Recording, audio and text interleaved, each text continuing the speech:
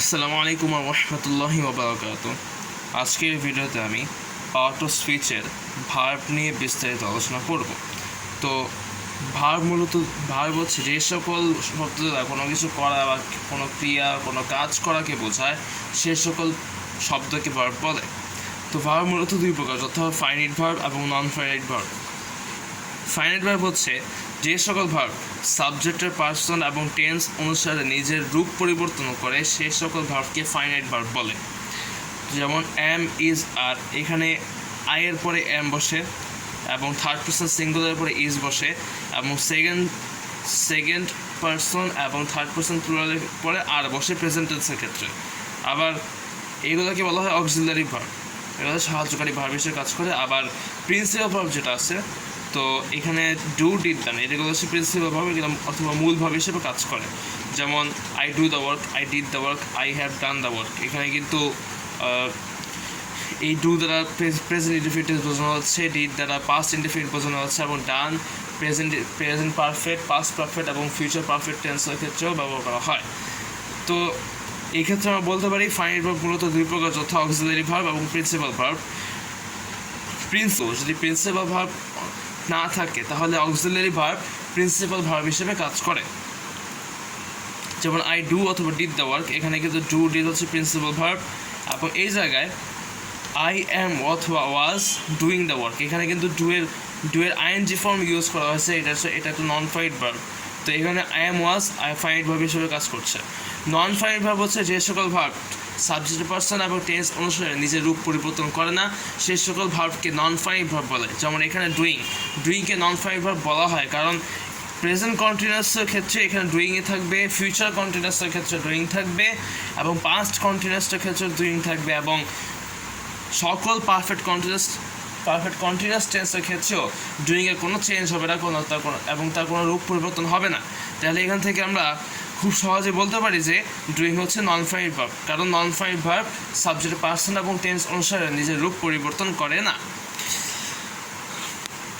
তো প্রিন্সিপাল ভার্বকে আরও দুটি ভাগে ভাগ করা যায়, যথা ট্রান্সিটিভ ভার্ব এবং ইনট্রান্সিটিভ ভার্ব। ট্রান্সিটিভ ভার্ব হচ্ছে যে সকল ভার্ব অবজেক্টের সাহায্য ব্যতীত কোনো সেন্টেন্সের সম্পূর্ণ অর্থ প্রকাশ করতে পারে না সেই সকল ভার্বকে ট্রান্সিটিভ ভার্ব বলে। যেমন ইট, ড্রিঙ্ক। আমি যদি একটা সেন্টেন্স বলি আই ইট, আমি খাই, কিন্তু আমি কী খাই সেটা কিন্তু কোনো কিছু বলা হয়নি, যার কারণে বাক্যের অর্থটি সম্পূর্ণ করা সম্ভব হচ্ছে না। যদি বলি আই ইট রাইস, এখানে কিন্তু রাইসের উপর ডিপেন্ড করে ইটের কাজটা সম্পূর্ণ হচ্ছে। সুতরাং এখানে আমরা বলতে পারি এই ইট রাইসের ওপর নির্ভরশীল, সুতরাং ইট হচ্ছে ট্রান্সিটিভ ভার্ব। এবং এরপর আছে ড্রিঙ্ক, পান করা, আই ড্রিঙ্ক। শুধুমাত্র যদি বলি আই ড্রিঙ্ক, আমি পান করি, কিন্তু আমি কী পান করি সেটা কোনো ইনফরমেশন বা তথ্য দেওয়া নেই। যদি আমি বলি আই ড্রিঙ্ক ওয়াটার, এখানে কিন্তু বাক্যটাকে সম্পন্ন করার জন্য ড্রিঙ্ক ভার্বটা ওয়াটারের উপর নির্ভরশীল। যেহেতু ড্রিঙ্ক ভার্বটা ওয়াটারের উপর নির্ভরশীল সেহেতু ড্রিঙ্ক ট্রান্সিটিভ ভার্ব। এবং এরপরে আসে ইন্ট্রান্সিটিভ ভার্ব হচ্ছে যে সকল ভার্ব তাদের বাক্যের অর্থ প্রকাশের জন্য অবজেক্টের উপর নির্ভর করতে হয় না সেই সকল ভার্বকে ইন্ট্রান্সিটিভ ভার্ব বলে। যেমন ফ্লাই বলে বার্ড ফ্লাইস, পাখিরা উড়ে। এখানে কিন্তু ফ্লাইসকে কিন্তু কোনো অবজেক্টের উপর নির্ভর করতে হচ্ছে না, সুতরাং আমরা পরিষ্কারভাবে বলতে পারি ফ্লাই হচ্ছে ইন্ট্রান্সিটিভ ভার্ব। আশা করি এটা বুঝতে পেরেছ। এরপর আসে কজেটিভ ভার্ব। কোনো ভার্বের সাবজেক্ট যদি সরাসরি কাজ না করে অপরকে দিয়ে করায় তাকে কজেটিভ ভার্ব বলে। অর্থাৎ ওই ভার্বের সাবজেক্টটা নিজে কোনো কাজ করবে না, কিন্তু অন্য কাউকে দিয়ে কাজটা করাবে। যেমন এখানে সিম্পল এবং কজেটিভ কয়েকটা ভার্বের উদাহরণ দেওয়া হচ্ছে। যেমন ডাইভ অর্থ ডুব দেওয়া, ডুব দেওয়া। যেমন এটা সেন্টেন্স হতে পারে আই ডাইভড ইন দ্য ওয়াটার, আমি পানিতে ডুব দিয়েছি। কিন্তু এর কজেটিভ ভার্বটা হচ্ছে আই ডিপ অর্থ ডুবানো। এখানে এটা হতে পারে যে I deep him in the water, আমি তাকে পানিতে ডুবিয়েছি। এখানে কিন্তু অন্য কাউকে দিয়ে কাজটা সম্পন্ন করা হয়েছে। যেহেতু এখানে অন্য কাউকে দিয়ে কাজটা সম্পন্ন করানো হয়েছে সেহেতু ডিপ হচ্ছে পজিটিভ ভার্ব, এবং ডাইভ দ্বারা যেহেতু আমি নিজে কাজটা করছি সেহেতু এটা হচ্ছে সিম্পল ভার্ব। ঠিক একইভাবে ড্রিঙ্ক পান করা, আই ড্রিঙ্ক ওয়াটার, সো এটা সিম্পল ভার্ব কারণ এটা আমি নিজে করতেছি। আবার পজিটিভ হচ্ছে আই ড্রেন্সড হিম, তার জন্য ড্রেন্স হচ্ছে ভিজানো, আই ড্রেন্সড হিম, আমি তাকে ভিজিয়েছি, এটা কিন্তু তার মাধ্যমে কাজটা করানো হচ্ছে। সুতরাং ড্রেন্স হচ্ছে পজিটিভ ভার্ব। আবার ফল, তো ফল হচ্ছে আই ফল ডাউন বা আই ফেল ডাউন, তো এখানে আমি নিজে কাজটা করেছি, আমি নিজে পড়ে গিয়েছি, সুতরাং এটা একটা সিম্পল ভার্ব। আর ফেল হচ্ছে ভূপতিত করা, হি ফেলড মি, তো এখানে কিন্তু ফেল দ্বারা আমাকে ভূপতিত করা হয়েছে, সে আমাকে ভূপতিত করছে, এখানে কিন্তু আমার মাধ্যমে অন্য কেউ কাজটা করতেছে, সেহেতু ফেল হচ্ছে পজিটিভ ভার্ব এবং ফল হচ্ছে সিম্পল ভার্ব। যেহেতু ফল আমি নিজেও কাজ করতেছি, সেহেতু ফলটা হচ্ছে সিম্পল ভার্ব। তো আমি এখান থেকে পরিষ্কারভাবে বলতে পারি যে সকল ভার্ব দ্বারা অন্য কাউকে দিয়ে কাজ করানো বোঝানো হয়, অর্থাৎ যে সকল ভার্ব দ্বারা অন্য কেউ কাজটা করতেছে, আমার জন্য অন্য কেউ কাজ করতেছে, এরূপ বোঝায়, সেই সকল ভার্বকে পজিটিভ ভার্ব বলে। আশা করি এটা বুঝতে পেরেছো। এরপর হচ্ছে কপালেটিভ ভার্ব। যখন কোনো ইন্ট্রান্সিটিভ ভার্ব অতিরিক্ত ওয়ার্ডের সাহায্য ব্যতীত সেন্টেন্সের অর্থ সম্পন্ন করতে পারে না, তখন তাকে ইন্ট্রান্সিটিভ ভার্ব অফ ইনকমপ্লিট প্রেডিকেশন বা কপালেটিভ ভার্ব বলে। যেমন বাম পাশে একটি সেন্টেন্স হচ্ছে দ্য ফ্লাওয়ার ইজ, এখানে ইজ হচ্ছে ইন্ট্রান্সিটিভ ভার্ব, যদিও ইজ ইন্ট্রান্সিটিভ ভার্ব তাও এই সেন্টেন্সটা কিন্তু সম্পূর্ণ করতে পারে না। তো যদি এখানে আরেকটি কোনো ওয়ার্ড বা কোনো একটি পদ দেওয়া হয়, তাহলে সেন্টেন্সটা সম্পূর্ণ একটা অর্থ প্রকাশ করে। দ্য ফ্লাওয়ার ইজ, যদি আমি ইজের পরে যদি বিউটিফুল বসে, দ্য ফ্লাওয়ার ইজ বিউটিফুল, তাহলে বাক্যটা একটি মনোভাব সম্পন্ন এবং অর্থ সম্পন্ন হবে। এবং এরপরে যে উদাহরণটা হচ্ছে সেটা হচ্ছে ইউ লুক, তুমি দেখো, এটা যদি শুধুমাত্র ইউ লুকের চিন্তা করা হয় তাহলে অর্থ হয় শুধু দেখো, কিন্তু এই ক্ষেত্রে এখানে লুকের পর আরেকটি ওয়ার্ড বসালে বাক্যটি একটি সম্পূর্ণ অর্থ ধারণ করে। তো ইউ লুকের বদলে যদি আমি ইউ লুক বিউটিফুল লিখি, তাহলে বাক্যটা সুন্দর দেখাচ্ছে, তুমি অনেক সুন্দর দেখাচ্ছ। সুতরাং আমরা বলতে পারি যে লুক যদিও ইন্ট্রান্সিটিভ ভার্ব, কিন্তু এখানে অন্য একটি ওয়ার্ডের জন্য এই বাক্যটি তার অর্থ পরিপূর্ণভাবে প্রকাশ করতে পারতেছে না। তো এখানে এই লুকের পরে বিউটিফুল বসানোর ফলেই এই ইউ লুকটি তার বাক্যের একটি অর্থ প্রকাশ করতে পারছে। সুতরাং আমরা বলতে পারি এই দুই ভার্বই মূলত কপালেটিভ ভার্বের একটি সুন্দর উদাহরণ। এরপর আসে ফ্যাক্টিটিভ ভার্ব। কোনো ট্রান্সিটিভ ভার্ব যখন অবজেক্ট থাকা সত্ত্বেও অর্থ সম্পন্ন করতে পারে না, অতিরিক্ত ওয়ার্ডের প্রয়োজন হয়, তাকে ফ্যাক্টিটিভ ভার্ব বলে। যেমন ট্রান্সিটিভ ভার্বের জন্য কিন্তু অবজেক্ট দরকার হবে, কিন্তু অবজেক্ট থাকার পরেও অনেক সময় দেখা যায় ট্রান্সিটিভ ভার্ব তার অর্থ প্রকাশ করতে পারে না, এর জন্য অতিরিক্ত কিছু ওয়ার্ডের দরকার হয়। এই ক্ষেত্রে ওই ভার্বটাকে ফ্যাক্টিটিভ ভার্ব বলবে।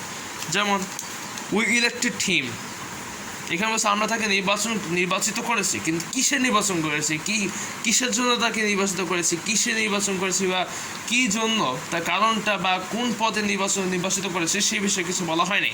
তো এখানে কিন্তু অবজেক্ট আছে এবং ভার্বও আছে, কিন্তু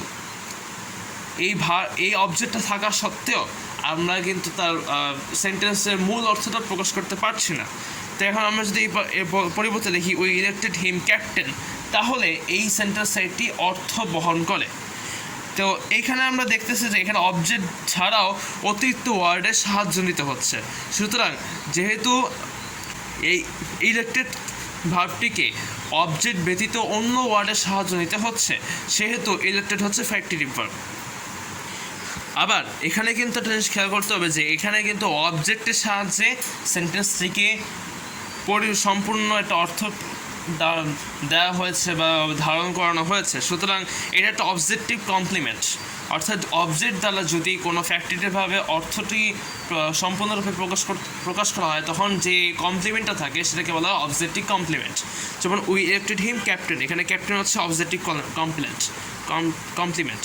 আবার সাবজেক্টিভ কমপ্লিমেন্ট হচ্ছে যে এটাকে ওই সাবজেক্টের মাধ্যমে এই বাক্যে অর্থটিকে প্রকাশ করা বা সম্পন্ন করা। যেমন he was elected captain by us, এখানে আমাদের দ্বারা সেই ক্যাপ্টেন হিসেবে নির্বাচিত হয়েছে। তো এখানে যদি শুধুমাত্র হি ওয়াজ ইলেক্টেড ক্যাপ্টেন, কিন্তু কার দ্বারা হয়েছে সেই বিষয়ে কিছু বলা হতো না, যদি বাই আসটা বাদ দেওয়া হয় তাহলে কিন্তু অর্থটা সম্পূর্ণরূপে প্রকাশ করা সম্ভব হচ্ছে না। এখানে বায়াসের মাধ্যমেই কিন্তু এই সেন্টেন্স একটি পরিপূর্ণ অর্থ প্রকাশ করতে সক্ষম হচ্ছে। তো এখানে কিন্তু এই বাক্যটা কিন্তু এই বায়াস বা এই নাম সাবজেক্টের উপর ডিপেন্ড করতেছে, অর্থাৎ ওই সাবজেক্টের অবজেক্টিভ ফর্মের উপর ডিপেন্ড করতেছে, সেহেতু আমরা বলতে পারি যে এখানে যে কমপ্লিমেন্টটা সেটা সাবজেক্টিভ কমপ্লিমেন্ট, এর মাধ্যমেই বাক্যটি এটি পরিপূর্ণ অর্থ প্রকাশ করতেছে। আশা করি এটা বুঝতে পেরেছ। এরপর আসছে গ্রুপ ভার্বস। গ্রুপ ভার্বসের সংজ্ঞা হচ্ছে যে ইনট্রান্সিটিভ ভার্বের পূর্বে বা পরে প্রিপোজিশন যুক্ত হয়ে ট্রান্সিটিভ হয় এবং তাদের অর্থের পরিবর্তন হয় তাকে গ্রুপ ভার্ব বলে। যেমন হি রানস ফাস্ট, এখানে কিন্তু রানস ফাস্ট, যদি এখানে ফাস্টটা যদি বাদও দেওয়া হয় তাহলে কিন্তু একটা অর্থ প্রকাশ করে। তো এখানে আমরা বলতে পারি যে অবজেক্টের উপর রানসকে সম্পূর্ণরূপে নির্ভর থাকতে হচ্ছে না, সেহেতু রানস হচ্ছে ইনট্রান্সিটিভ ভার্ব। কিন্তু অপরদিকে ডোন্ট রান আফটার মানি, এখানে একটা জিনিস খেয়াল করতে হবে যে ডোন্ট রান আফটার, এখানে যদি আফটার সহ এখানে যদি ধরা হয় তাহলে কিন্তু কিসের পিছনে দৌড়ানো হবে এখানে কিন্তু কিছু বলা হয় নাই, যার কারণে বাক্যটি কোনো সম্পূর্ণ অর্থ প্রকাশ করতে পারছে না।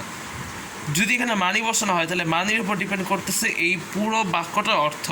তাই আমি যদি শুধুমাত্র মানিটা বাদ দিই, ডোন্ট রান আফটার, পিছনে দৌড়ানো, কিন্তু কার পিছনে দৌড়াবো না এই কথা কিছু বলা হয় নাই। যদিও এখন যদি মানি এখানে বসানো হয়েছে তো ডোন্ট রান আফটার মানি, টাকার পিছনে দৌড়িও না, এখানে কিন্তু একটা সম্পূর্ণরূপে অর্থ প্রকাশ করতেছে এখানে। তাহলে আমরা এখানে বলতে পারতেছি যে এখানে যে ভার্বটা আসে সেই ভার্বটা একটি অবজেক্টের উপর ডিপেন্ড করতেছে, সুতরাং এখানে রান হচ্ছে ট্রান্সিটিভ ভার্ব, এবং এটা হচ্ছে একটা গ্রুপ অফ ভার্ব, যেহেতু ইনট্রান্সিটিভ ভার্ব ট্রান্সিটিভ হয়ে অর্থের পরিবর্তন করছে, সেহেতু এটা একটা গ্রুপ ভার্ব। এরপর হচ্ছে হি লাভস, এখানে লাভস কোনো অবজেক্টের উপর ডিপেন্ড করতেছে না, সেহেতু লাভস এখানে ইনট্রান্সিটিভ ভার্ব। এরপরে এই যে এটা ইনট্রান্সিটিভ ভার্ব, এবং যদি আমরা ট্রান্সিটিভের দিকে যাই, the rich love at the poor. এখন আমি যদি বলি এই পুরটা যদি বাদ দেওয়া হয় তাহলে the rich loved at the, এখন প্রশ্ন হলো কার দিকে তাকে হাসছে, কার দিকে তাকে হাসছে সেটা একটা প্রশ্ন ওঠে। তো এখানে আমরা এখানে খেয়াল করতে হবে যদি পুর শব্দটাকে যদি বাদ দেওয়া হয় তাহলে কিন্তু এটা কোনো সম্পূর্ণরূপে অর্থ প্রকাশ করতে সক্ষম হচ্ছে না। তা আমরা লাফের এই যে ভার্বের যে অর্থটা, সেই ভার্বের অর্থের জন্য অতিরিক্ত একটা অবজেক্টের দরকার হচ্ছে, যেহেতু এটাকে অতিরিক্ত ওয়ার্ডের দরকার হচ্ছে, সেটা ট্রান্সিটিভ ভার্ব, এবং এখানে এটাকে অর্থের বিকৃতিও ঘটাচ্ছে। যেমন হি লাভস এখানে ছিল সেই হাসে, the rich laugh at the poor, ধনীটি গরিবের ওপর হাসছে, তো এখানে একটা অর্থের পরিবর্তন ঘটাচ্ছে। যেহেতু এখানে অর্থের পরিবর্তন ঘটতেছে সেহেতু এটা একটা গ্রুপ অফ ভার্ব আমরা বলতে পারি, যেহেতু কারণ এখানে অর্থের পরিবর্তন হচ্ছে। আশা করি এটা বুঝতে পেরেছ। এরপর হচ্ছে রিফ্লেক্সিভ ভার্ব। রিফ্লেক্সিভ ভার্ব হচ্ছে যে সকল ট্রান্সিটিভ ভার্ব সাবজেক্ট এবং রিফ্লেক্সিভ প্রোনাউনকে একত্রে নির্দেশ করে সেই সকল ভার্বকে রিফ্লেক্সিভ ভার্ব বলে। যেমন হি কিল্ড হিমসেলফ, এখানে কিল দ্বারা কিন্তু হিউকে নির্দেশ করতেছে এবং হিমসেলফকে নির্দেশ করতেছে, যে এখানে সাবজেক্ট এবং অবজেক্ট উভয়কে নির্দেশ করা হচ্ছে, সেহেতু কিল্ড রিফ্লেক্সিভ ভার্ব। আবার আই হার্ট মাইসেলফ, এখানে হার্ট দ্বারা আইকে নির্দেশ করা হচ্ছে এবং মাইসেলফ অবজেক্টকে নির্দেশ করা হচ্ছে। এখানে হার্ট দ্বারা সাবজেক্ট এবং অবজেক্ট উভয়কে নির্দেশ করা হচ্ছে, সেহেতু হার্ট হচ্ছে রিফ্লেক্সিভ ভার্ব। এরপর আছে রেসিপ্রোকাল ভার্ব। রেসিপ্রোকাল ভার্বের সংজ্ঞা হচ্ছে যে ট্রান্সিটিভ ভার্বের সেন্টেন্সের সাবজেক্ট এবং অবজেক্টের মধ্যে পারস্পরিক ক্রিয়া ও প্রতীকের অর্থ প্রকাশ করে তাকে রেসিপ্রোকাল ভার্ব বলে। যেমন এখানে রেসিপ্রোকাল ভার্বগুলো আছে হেট, কোয়ারেল, স্ট্রাইক, ফাইট। দেখুন যেমন এখানে তো হইতে পারে হেট দ্বারা হতে পারে যে দে হেট ইচ আদার, এখানে কিন্তু রেসিপ্রোকাল বা উভয়কে একসাথে নির্দেশ করতেছে হেট ভার্ব দ্বারা। তো এখানে হেট হচ্ছে রেসিপ্রোকাল ভার্ব। কোয়ারেল, দে আর কোয়ারেলিং, এখানে কোয়ারেলিং কিন্তু দে একাধিক ব্যক্তিকে একসাথে বোঝানো হচ্ছে, সেহেতু কোয়ারেল হচ্ছে রেসিপ্রোকাল ভার্ব। স্ট্রাইক বা fight, they are fighting, they fight, এই ইত্যাদি বোঝানো হচ্ছে, সেহেতু এখানে একাধিক ব্যক্তিকে বোঝানো হচ্ছে, একসাথে বোঝানো হচ্ছে, সেহেতু হেট, কোয়ারেল, স্ট্রাইক, ফাইট ইত্যাদি রেসিপ্রোকাল ভার্ব। যেহেতু কারণ এখানে ফাইট এবং স্ট্রাইক, কোয়ারেল বা হেট এই সমস্ত ভার্ব একাধিক ব্যক্তির একসাথে সমন্বয়ে একটি কাজের উপর ডিপেন্ড করে এই ভার্বগুলো বসানো হয়, সেহেতু এই ভার্বগুলো হচ্ছে রেসিপ্রোকাল ভার্ব। এরপর আছে ইম্পার্সোনাল ভার্ব, যে ভার্বের সাবজেক্ট হিসেবে ইট থাকবে সেই ভার্বকে ইম্পার্সোনাল ভার্ব বলে। যেমন ইট ইজ দ্য পেন, এখানে ইজ হচ্ছে এখানে ইম্পার্সোনাল ভার্ব, কারণ ইজের সাবজেক্ট হচ্ছে ইট। আশা করি এটা বুঝতে পেরেছ। এরপর আছে কগনেট ভার্ব, যখন কোনো ইন্ট্রান্সিটিভ ভার্ব তার সমজাতীয় কোনো নাউনকে অবজেক্ট হিসেবে গ্রহণ করে এবং ট্রান্সিটিভ ভার্ব হিসেবে কাজ করে সেই সকল ভাবকে কগনেট ভার্ব বলে। যেমন উদাহরণ হিসেবে লেখা আছে হি র্যান এ রেস, এখানে কিন্তু র্যানের যে সমজাতীয় নাউন সেটা হচ্ছে রেস, কারণ রেস হলেই মানুষ দৌড়াবে, তো দৌড় প্রতিযোগিতা, এই কারণে এখানে কিন্তু রেস হচ্ছে র্যানের সমজাতীয় নাউন। এখন এটা অবজেক্ট হিসেবে কাজ করতেছে। এখন এই র্যান কিন্তু আবার ইন্ট্রান্সিটিভ ভার্ব, এই বাক্যটা বাদ দিল হি র্যান, সে দৌড়াতে কোনো সমস্যা হতো না, বাক্যটা যে অর্থ প্রকাশ পেত। কিন্তু এখানে র্যান ভার্বটি অবজেক্ট গ্রহণ করে ট্রান্সিটিভ ভার্ব হিসেবে কাজ করতেছে, সেহেতু র্যান কগনেট ভার্ব। কারণ সংজ্ঞায় বলা হয়েছে যে সমজাতীয় নাউনকে অবজেক্ট হিসেবে গ্রহণ করে, ইনট্রান্সিটিভ ভার্ব তার সমজাতীয় নাউনকে অবজেক্ট হিসেবে গ্রহণ করে ট্রান্সিটিভ ভার্ব হিসেবে কাজ করে, তাকে কগনেট ভার্ব বলে। সুতরাং সংজ্ঞা অনুসারে এবং উদাহরণ অনুস্বরূপ এখানে র্যান সমজাতীয় নাউনকে অবজেক্ট হিসেবে গ্রহণ করেছে, সেহেতু র্যান কগনেট ভার্ব। আশা করি এটা বুঝতে পেরেছ। তো এই ছিল আজকের টপিকের বিস্তারিত আলোচনা। যদি ভিডিওটি ভালো লেগে থাকে অবশ্যই লাইক দিবেন, শেয়ার করবেন এবং আমার চ্যানেল সাবস্ক্রাইব করবেন।